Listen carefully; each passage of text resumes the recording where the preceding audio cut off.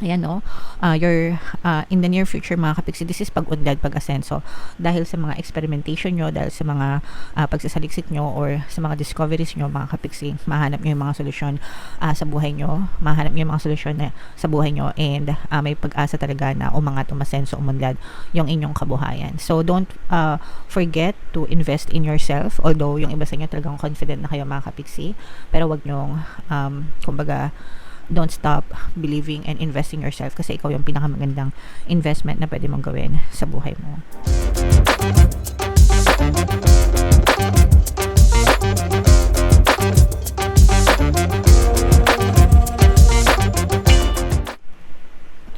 Hello guys, hello Leo, welcome back to Pinay Pixie Tarot. Ang pamagat ng episode natin for tonight is Story Mo Ba To? Ito isang timeless reading guys para sa Leo, Sun, Moon, Rising Sign, and Venus. Sa reading na to guys, titingnan natin where you are right now, mga potential and challenges nyo, what you need to focus on, your past, present, and future energy mga kapiksi, mga suggested approach, and yung potential future ng story nyo. So, shuffle ko yung cards guys, hanapin ko yung energy ng Leo.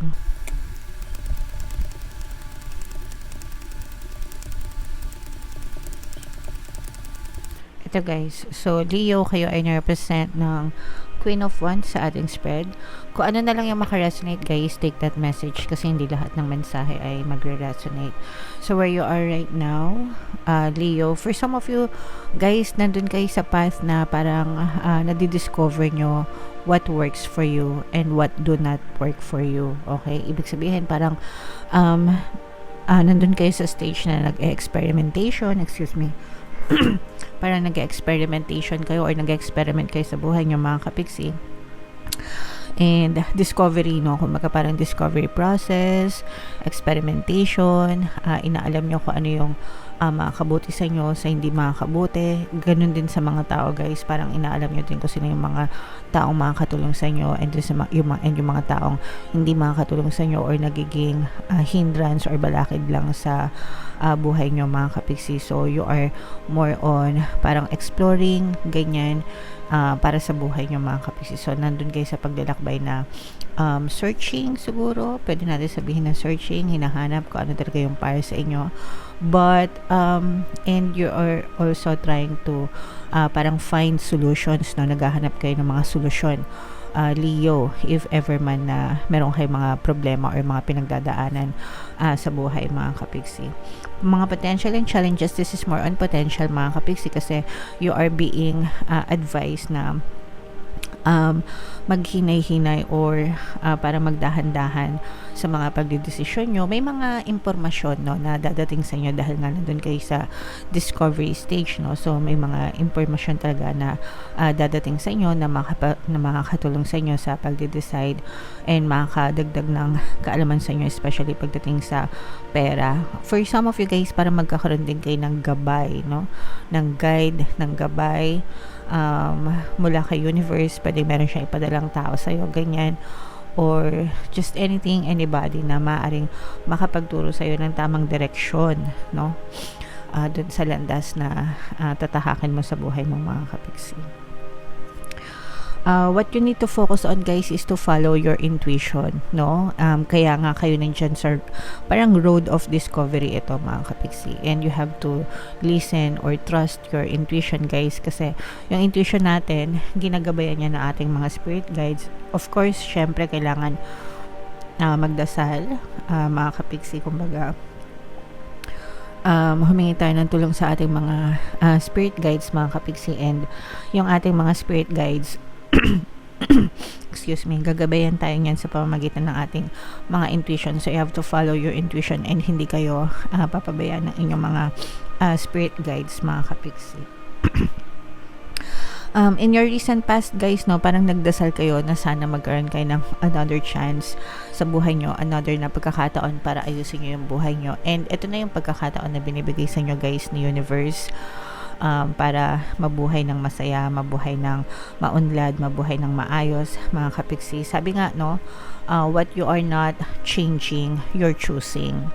kung ano yung hindi mo binabago, yun yung pinipili mo sa buhay mo. So kung hindi ka nagbabago ng mindset mo about kahirapan, about problema, about challenges, ibig sabihin pinipili mo yung mga problema na yon, pinipili mo yung mga hinagpis na yon. So you have to change your mindset, your pattern of thoughts, your habits, mga kapiksi. And sa recent past, nakita na natin na parang meron talaga kayong mga gustong pagbabago, or gusto nyo talagang para magkaroon ng chance, no, na baguhin yung buhay nyo. So, eto na yung chance na binibigay sa'yo ng universe, kapiksi. Kaya make sure na wag mong ipagwalang bahala. Wag mong sayangin, okay? And gamitin mo siya sa paraan na makakatulong sa kabuhayan mo. Your greatest strength, mga kapiksi, is you are full of confidence, no? Punong-puno ka ng kumpiyansa sa sarili mo, confidence, ganyan. And syempre, confident people, no? Talagang nag-strive yan ng success, ng tagumpay, mga kapiksi. And wala kayong hindi kakayanin because confident ka nga, okay? So, kung ano man yung nais mong marating sa buhay, plus yung confidence mo, sigurado talaga ma-achieve mo yung success and tagumpay na hinahanap mo, Leo. Ayan, no? You're in the near future, mga kapiksi, this is pag-unlad, pag-asenso. Dahil sa mga experimentation nyo, dahil sa mga pagsasaliksik nyo, or sa mga discoveries nyo, mga kapiksi, mahanap nyo yung mga solusyon sa buhay nyo. Mahanap nyo yung mga solusyon sa buhay nyo, and may pag-asa talaga na umangat, umasenso, umunlad yung inyong kabuhayan. So, don't forget to invest in yourself, although yung iba sa inyo talagang confident na kayo, mga kapiksi, pero wag nyong kumbaga, don't stop believing and investing yourself, kasi ikaw yung pinakamagandang investment na pwede mong gawin sa buhay mo. Mga suggested approach, guys, this is an air sign energy, Aquarius, Gemini, Libra. For some of you, pwedeng may air element kayo sa inyong natal chart, or you may be dealing with an air sign. Pero ibig sabihin nito, guys, gamitin nyo yung isip nyo, no? Magplano, logical approach, mga kapiksi. I-analyze nyo mabuti yung mga gusto nyo mangyari sa buhay nyo. Make plans, guys. Mag-strategize. And of course, hindi lang puro plano. Dapat ini-implement din natin, or ini-implement nyo yung mga plano nyo. You take action, guys, para makakita kayo ng resulta. Okay? And what you need to know, mga kapiksi, may mga pagdadaanan kayong mga challenges and problema. And yan ay bahagi ng buhay. You will learn, mga kapiksi, dun sa mga challenges na yon. You will learn, matututo kayo ng mga tamang dapat gawin and yung mga hindi dapat gawin. So, hindi lahat ng problema is pangit or masama. May mga problema na maganda yung impact, no? Sa buhay nyo, kasi matututo talaga kayo doon, mga kapiksi. Your hopes and fears, guys, this is a fire sign energy. Aries, Leo, Sagittarius. For some of you, maaari may fire element kayo sa inyong natal chart, or you may be dealing with a fire sign. Pero ito, guys, ibig sabihin nito, matindi yung silakbo ng damdamin mo para gawin mo yung mga bagay na gusto mo. So, yung passion mo, yung talagang desire mo, alagaan mo sa puso mo, mga kapiksi, kasi yun yung magsisilbing motivation sa'yo para ipagpatuloy mo yung keep moving forward sa buhay, mga kapiksi. And this is a water sign energy, yung potential future, guys. Cancer, Pisces, Scorpio. For some of you, maaring may water element kayo, or you may be dealing with water sign, guys. Pero ibig sabihin nito, guys, for some of you, no, with this energy, parang ibabalik sa'yo ni universe yung karma na deserve mo, whether it's good or bad, mga kapiksi. So, make sure na linisin natin yung ating mga puso, guys, no, yung ating mga emosyon. Alisin yung mga negative na emosyon, mga kapiksi. Anger, hatred, resentment, grudges, yung mga reklamo, stress, complaint, yan. You have to replace them, guys, with love, compassion, light, understanding, ganyan, patience. So, lahat ng magagandang positive energy, yun yung itago nyo sa puso nyo, mga kapiksi. And definitely, ibibigay sa inyo ni universe yung mga rewards based on your intentions, guys. So, palaging magtanim ng mga or gumawa ng mga kawang gawa, Leo, para yun din yung ibalik sa'yo ni universe in the future. Okay? So, ito guys, i-mind nyo itong mga confidence na to, itong second chances, itong pag-angat ng buhay, especially pag-angat, pag-unlad, yan. Kasi yan talaga yung mga positive energies sa reading nyo, Leo. So, bunot tayo ng 2 cards pa dito guys, habang sinashuffle ko to. Panoorin nyo muna yung video natin regarding sa ating paano mag-manifest ng abundance video course.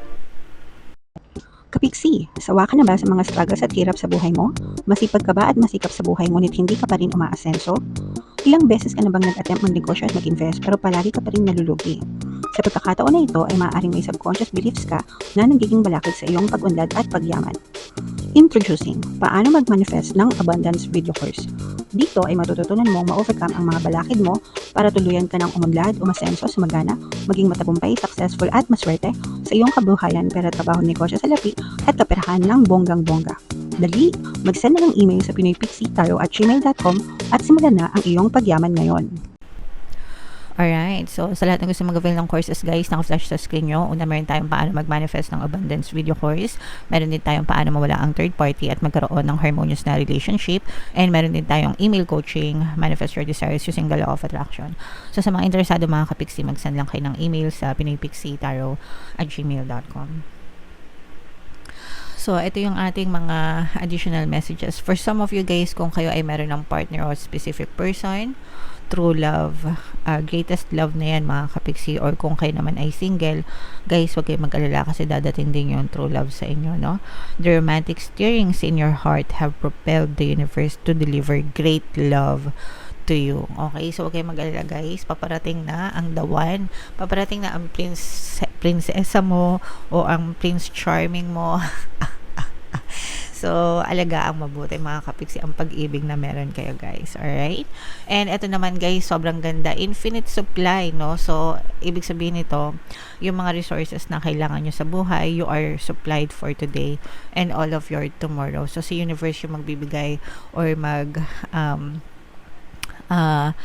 maghahain, alam mo yun, whenever you need mga kapiksi ng mga supplies sa buhay, mga biyaya, mga blessings. We are always blessed guys, no? It's just a matter of depende kung meron kang block, no, sa mga blessings or you invite them to come to your life effortlessly.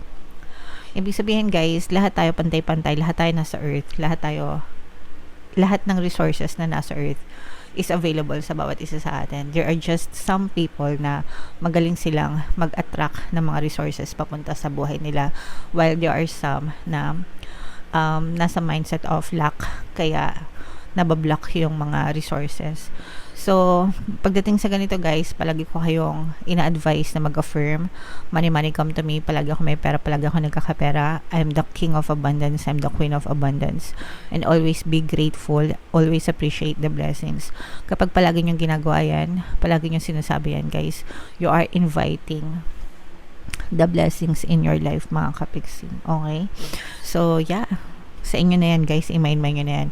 Infinite supply of blessings sa buhay nyo guys, okay? Alright, so comment down below, Leo, if feeling nyo naka-resonate kayo for more tarot readings guys. Ito yung playlist natin, ito naman yung ating success stories ng paano mag-manifest ng abundance video course. Click here to subscribe guys. Ito yung ating mga pampaswerte subliminals. Thank you for liking, sharing, and subscribing. See you again next time. I love you all mga kapiksi. Have a nice day. Bye-bye.